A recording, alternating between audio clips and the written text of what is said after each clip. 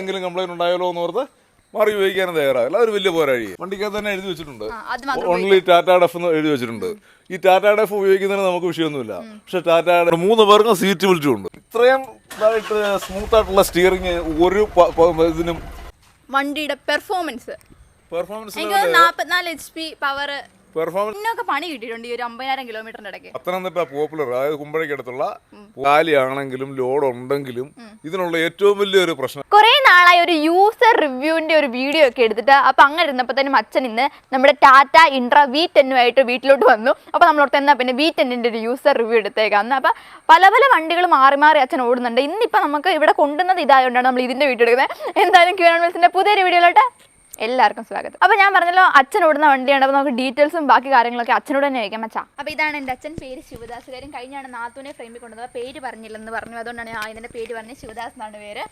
അപ്പം പറഞ്ഞു ഈ വണ്ടി എവിടത്തേക്ക് വേണ്ടിയിട്ട് എന്താണ് ലോഡ് പോകുന്നത്? ഇത് control labs India private limited എന്ന് പറയുന്ന കമ്പനിയുടെ ലോജിസ്റ്റിക്സ് വിഭാഗത്തിൽ ഓടുന്ന വണ്ടികളാണ്. പല വണ്ടികളുണ്ട്, അതിലൊരെണ്ണമാണിത്. ഓക്കെ, അപ്പം ചെറുതായിട്ട് ലോഡ് പറയാൻ പറ്റുമോ? മെയിനായിട്ട് എന്താണ് ഇതിൽ? മെയിനായിട്ട് ഇതിപ്പോൾ ഓടിക്കൊണ്ടിരിക്കുന്ന കഴിഞ്ഞാൽ ITCക്ക് വേണ്ടിയിട്ട് ഓടുന്നുണ്ട്. ആശീർവാദ് ചപ്പാത്തിയുടെ ഓട്ടോ ഓടുന്നുണ്ട്. ഇപ്പോൾ നോർമലി ഓടുന്നത് ഇതാണ്. പല സാധനങ്ങൾ ഓടുന്നുണ്ട്, പലത് ഓടുന്നുണ്ട്. ലോജിസ്റ്റിക്സിനായിട്ട് വേണ്ടി പലത് ഓടുന്നുണ്ട്. അതിലൊന്ന് ആശീർവാദ് ചപ്പാത്തിയാണ്. ഓക്കെ, അപ്പൊ അവിടെ പറഞ്ഞല്ലോ ഒത്തിരി വണ്ടികൾ മാറി മാറി ഓടിക്കുന്നുണ്ട്. ഏതൊക്കെ വണ്ടികൾ ഓടിച്ചിട്ടുണ്ട് ഇപ്പൊ അവിടുത്തെ തന്നെ? അവിടെ ഉള്ളതെന്ന് പറഞ്ഞാൽ ട്രാവലറുണ്ട്, ദോസ്തുണ്ട്, ഇതുണ്ട്, ജീറ്റോ ഉണ്ട്, കുറെ വണ്ടികളുണ്ട് ഇങ്ങനെ. ഓക്കെ, അപ്പം അതുകൊണ്ട് തന്നെ നമുക്ക് ഏകദേശം ഒരു കമ്പാരിസണൂടെ കിട്ടും. ഇപ്പൊ ആ ഓടിച്ചേക്കുന്ന വണ്ടികളും പിന്നെ അതല്ലാതെ വേറെ കമ്പനിക്ക് വേണ്ടിയിട്ട് ഇതിന് മുന്നേ ഓടിയിട്ടുണ്ട്. അപ്പൊ അതും V10 ഒരു കമ്പാരിസണൂടെ നമുക്ക് കിട്ടും. എല്ലാത്തിലും മൈലേജും കംഫർട്ടും പിന്നെ ഈ ലോഡ് കയറുന്ന കാര്യമൊക്കെ നമുക്കൊന്ന് ചോദിച്ചറിയാം. അപ്പം ഞാൻ ഇതിന് മുന്നേ V10 വീഡിയോ ചെയ്തിട്ടില്ല, പക്ഷേ V30 വീഡിയോ നമ്മൾ ചെയ്തായിരുന്നു. അപ്പോൾ തന്നെ മെയിനായിട്ട് ഞാൻ ജസ്റ്റ് ഒരു ഔട്ട്ലുക്ക് പറയുകയാണെന്നുണ്ടെങ്കിൽ നമുക്ക്, അതായത് നോർമലി നമ്മൾ കണ്ടുകൊണ്ടിരുന്ന ഒരു കൊമേഴ്ഷ്യൽ വണ്ടികളുടെ മുഖച്ഛായയിൽ മെയിനായിട്ട് മാറ്റം വരുത്തിക്കൊണ്ടാണ് ടാറ്റ ഈ ഒരു ഇൻട്ര എന്ന് പറയുന്ന ഈ സെഗ്മെൻറ്റിലോട്ട് ഈ V10 V30 വണ്ടികളൊക്കെ ഇറക്കിയത്. അതുകൊണ്ട് തന്നെ ആൾക്കാർക്ക് ഇഷ്ടപ്പെട്ട ഒരു ഔട്ട്ലുക്ക് ഉള്ളൊരു വണ്ടിയും കൂടാണ്. അപ്പോൾ പക്ഷേ ഔട്ട്ലുക്കിനെ കുറിച്ച് ഇപ്പോൾ നമുക്ക് യൂസർ എക്സ്പീരിയൻസിൽ കൂടുതലൊന്നും പറയേണ്ട ആവശ്യമൊന്നുമില്ല. അതുകൊണ്ട് മെയിനായിട്ട് ഞാൻ ആദ്യം തന്നെ ഡയറക്റ്റ് ആയിട്ടൊരു ക്വസ്റ്റിലോട്ട് കയറുവാണ്. മൈലേജ് എനിക്ക് തോന്നുന്നു കമ്പനി പറയുന്ന മൈലേജ് എത്രയുണ്ട്? 17? കമ്പനി പറയുന്നത് 18-19 മറ്റോന്ന് തോന്നുന്നു. എങ്കിലും ഒരു 17 കിലോമീറ്റർ മൈലേജ് നോർമലി ലോഡിൽ. റീസെന്റ് ഈ ലാസ്റ്റ് ഓടിയപ്പോൾ എത്ര കിട്ടി? ലാസ്റ്റ് ഓടിയപ്പോഴും 17 സംതിങ്, 17 ആവറേജ് 17 കിലോമീറ്റർ കിട്ടുന്നുണ്ട്. ഓക്കെ, അപ്പം ഞാൻ വേറൊരു കാര്യം കേട്ടിട്ടുണ്ട്. നമ്മൾ ഈ മൈലേജ് എന്ന് പറയുന്നത് ഇപ്പോൾ കൈമാറി ഓടിക്കുമ്പോൾ തന്നെ ഓരോരുത്തരുടെ ഓരോരോ ഡ്രൈവിംഗ് രീതികൾ കാര്യങ്ങളായിരിക്കും. അപ്പം നമുക്ക് കിട്ടുന്ന മൈലേജ് നമുക്ക് മുന്നേ ഓടിക്കുന്ന ആളെ ഡിപ്പെൻഡ് ചെയ്തുകൊണ്ടിരിക്കും എന്നൊക്കെ കേട്ടിട്ടുണ്ട്. ഇപ്പോൾ നിങ്ങളുടെ കമ്പനി ആകുമ്പോൾ പല പല ബാക്കി ഡ്രൈവേഴ്സ് കാണും. അപ്പോൾ അങ്ങനെ വരുമ്പോഴത്തേനും മൈലേജിൽ അങ്ങനെ വ്യത്യാസങ്ങൾ വരുന്ന പോലെ തോന്നിയിട്ടുണ്ടോ? മൈലേജ് വ്യത്യാസം വരും, കാരണം ഓടിക്കുന്ന മെത്തേഡിൻ്റെതും ഓടിക്കുന്ന ആ ഒരു രീതി ഉണ്ടല്ലോ, അതിനനുസരിച്ച് മൈലേജ് വ്യത്യാസം വരും. നോർമലി ഇച്ചിരി മൈലേജ് കിട്ടണമെന്നൊക്കെ ഓർത്ത് ഓവർ സ്പീഡ് ഒക്കെ ഓടാതെ നോർമൽ ലോഡിൽ നോർമൽ സ്പീഡിൽ ഒരു 60 കിലോമീറ്ററിനൊക്കെ താഴെ കീപ്പ് ചെയ്ത് വണ്ടി ഓടിയാൽ ഒരു 17 കിലോമീറ്റർ മൈലേജ് കിട്ടുന്നുണ്ട്. കുറഞ്ഞ മൈലേജ് ഒരു 13 കിലോമീറ്റർ ചവിട്ടി ഓടിക്കുമ്പോൾ 12-13 കിട്ടും. ഓക്കെ, പിന്നെ അതുപോലെ തന്നെ മെയിനായിട്ട് ഇപ്പം നമുക്ക് എനിക്ക് തോന്നുന്നു 1000 കിലോ ആണ് കമ്പനി പറയുന്ന പേലോഡ് കപ്പാസിറ്റി വരുന്നത്. നിങ്ങൾ എത്ര കയറ്റും? 1000-1000 മേളിലൊക്കെ കയറ്റാറുണ്ട്. ജസ്റ്റ് കൂടുതലൊന്നും പറയാനില്ല, 1000 സംതിങ്. നമ്മൾ മെയിനായിട്ട് ഒരു ലോഡ് വണ്ടി ആകുമ്പോൾ തന്നെ നമുക്ക് ലോഡ് ഉള്ളപ്പോൾ ഓടിക്കാൻ സുഖം, സസ്പെൻഷനൊക്കെ പ്രോപ്പറായിട്ട് നമുക്ക് ലോഡ് ഉള്ളപ്പോൾ ഓടിക്കുമ്പോൾ തന്നെ സുഖം, കംഫർട്ടാ. അതേസമയം ലോഡ് ഇല്ലാത്ത ഇതിപ്പോ കാലിയല്ലേ വന്നേ, എങ്ങനെ ഉണ്ടായിരുന്നു ഇപ്പൊ ഇങ്ങോട്ട് വന്നപ്പം? എടുത്തടിക്കും ഇങ്ങനെ. ഈ വണ്ടി കാലിയാണെങ്കിലും ലോഡ് ഉണ്ടെങ്കിലും ഇതിനുള്ള ഏറ്റവും വലിയൊരു പ്രശ്നം എന്ന് വെച്ച് കഴിഞ്ഞാല് ഈ വണ്ടിക്ക് ഈ വണ്ടി പൊതുവെ ഓടുന്നത് നൈറ്റാ. ചിലപ്പോൾ 2 പേരായിരിക്കും പോകുന്നത്. അപ്പോൾ ഓടിക്കാതെ കോ ഡ്രൈവർക്ക് വണ്ടിയിൽ നിന്ന് ഒന്നും മയങ്ങാൻ പോലും പറ്റത്തില്ല. അതാണ് ഈ വണ്ടി പ്രശ്നം. വണ്ടി ഇങ്ങനെ തുള്ളിച്ചാടി, അതായത് സൈഡിലേക്കുള്ള പോലല്ല, വണ്ടി ഇങ്ങനെ തിരയടിച്ച് കയറുന്ന പോലെ ഇങ്ങനെ തുള്ളിച്ചാടി, ലോഡ് ഉണ്ടെങ്കിലും ലോഡില്ലെങ്കിലും നല്ല ഹൈവേ അല്ലെങ്കിൽ, അതായത് നല്ല പേയ്മെന്റ് ചെയ്തിരിക്കുന്ന നല്ല റോഡല്ലെങ്കിൽ എപ്പോഴും വണ്ടി തുള്ളിച്ചാടി വല്ലാത്ത ചാട്ടമാണ് വണ്ടി. ഈ വണ്ടിയുടെ ഏറ്റവും വലിയൊരു പോരാഴി ഏതാ? ബാക്കി വണ്ടികളിലുള്ളതിനെക്കാട്ടിലും ഒരു ചാട്ടം കൂടുതലാ. ലോഡ് ഉണ്ടെങ്കിലും ലോഡ് ഇല്ലെങ്കിലും. രണ്ട് സിറ്റുവേഷനിലും. ഇതിപ്പോ AC ആണോ? നോൺ AC ആണ്. അപ്പം AC ആയിരുന്നു ബെറ്റർ ആയിരുന്നു. AC ആണ് അതും കൂടെ കൂട്ടി മൈലേജ് ചോദിച്ചു. വേറൊരു പ്രശ്നമുണ്ട്, എന്ന് വെച്ചാൽ AC അല്ലാത്തതുകൊണ്ട് സാധാരണ വണ്ടികൾക്ക് കിട്ടുന്ന അത്രയും എയർ ഫ്ലോ അകത്തേക്ക് കിട്ടത്തില്ല. എയർ വെന്റ് ഇല്ലാന്ന് എനിക്ക് തോന്നുന്നു. അകത്തേക്ക് ക്യാബിനുള്ളിലേക്ക് എയർ കയറത്തില്ല. അതിനോട് തന്നെ ഫ്രണ്ടിൽ ഇതുണ്ട്, സെപ്പറേറ്റ് ഫാൻ വെച്ചിട്ടുണ്ട്, വാങ്ങിച്ചു വെച്ചിരിക്കുന്ന ഫാൻ. അത് സാധാരണയുള്ള വണ്ടികൾക്ക് എന്ന് പറഞ്ഞു കഴിഞ്ഞാൽ എയർ വെന്റ് കാണും, നമുക്ക് തുറക്കാനോ അടയ്ക്കാനോ ആവശ്യത്തിന് തുറക്കുകയോ അടയ്ക്കുകയോ ചെയ്യാൻ പറ്റുന്ന എയർ വെന്റ് കാണും. ഇത് അതിനില്ല. അതൊരു പോരായ്മ, അത് വലിയ പോരായ്മയായിട്ട് തോന്നുന്നു. ഇപ്പൊ ഈ വണ്ടി എന്നാ ഓടി എത്ര കിലോമീറ്റർ ആയി? ഇതാണ്ട് 50,000-നൊക്കെ മേളിലായി. അപ്പൊ സർവീസ് ഇപ്പൊ ചെയ്തുകൊണ്ടിരിക്കുന്നത് പലയിടത്ത് സർവീസ് ചെയ്യുന്നുണ്ട്. ഇതിന്റെ സർവീസ് സെന്റർ പലയിടത്തുണ്ട്, പലയിടത്ത് ചെയ്യുന്നുണ്ടെന്നല്ല, സർവീസ് സെന്റർ പലയിടത്തുണ്ട്. ഇതിപ്പോ പന്തളത്തുനിന്നാണ് വണ്ടി എടുക്കുന്നത്.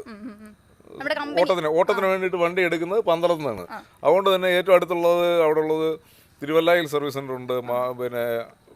പിന്നുള്ളത് പത്തനംതിട്ടയാണല്ലോ. പത്തനംതിട്ട കുമ്പഴയ്ക്ക് അടുത്ത് പോപ്പുലറിലാണ് ഇത് വണ്ടി കൊണ്ടുപോയി സർവീസ് ചെയ്തുകൊണ്ടിരിക്കുന്നത്.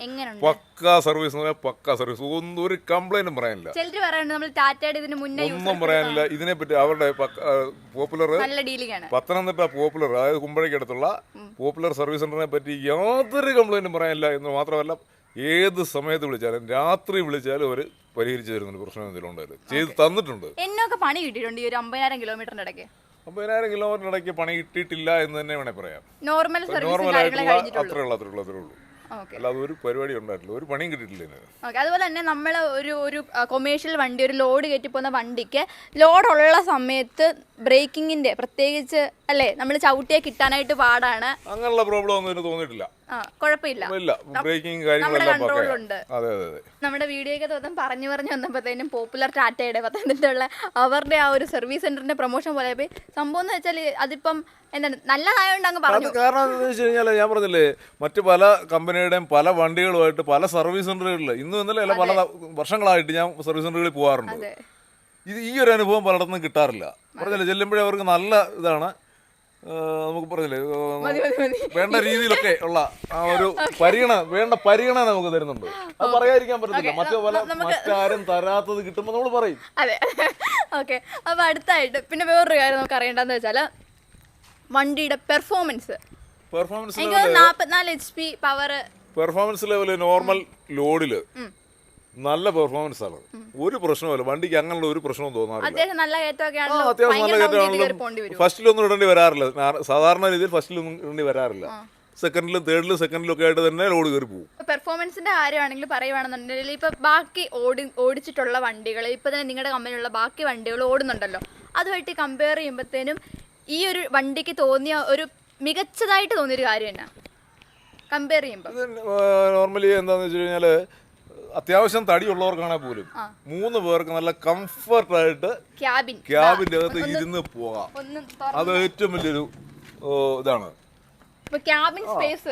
ക്യാബിൻ സ്പേസ് നല്ലതുപോലെ ഉണ്ട്.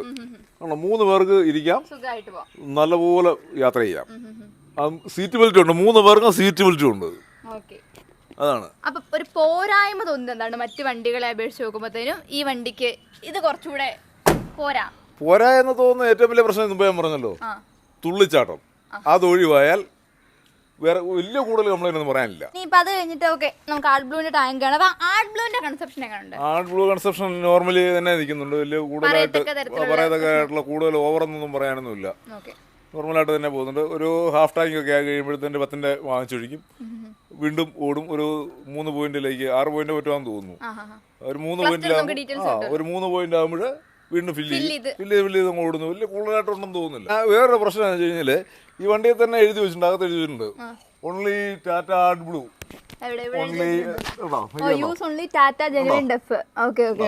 വണ്ടിക്കകത്ത് തന്നെ എഴുതി വെച്ചിട്ടുണ്ട് ഓൺലി ടാറ്റ ഡെഫ് എന്ന് എഴുതി വെച്ചിട്ടുണ്ട്. ഈ ടാറ്റ ഡെഫ് ഉപയോഗിക്കുന്നതിന് നമുക്ക് വിഷയമൊന്നുമില്ല. പക്ഷെ ടാറ്റ ഡെഫ് എല്ലാ സ്ഥലങ്ങളിലും അവൈലബിൾ അല്ല.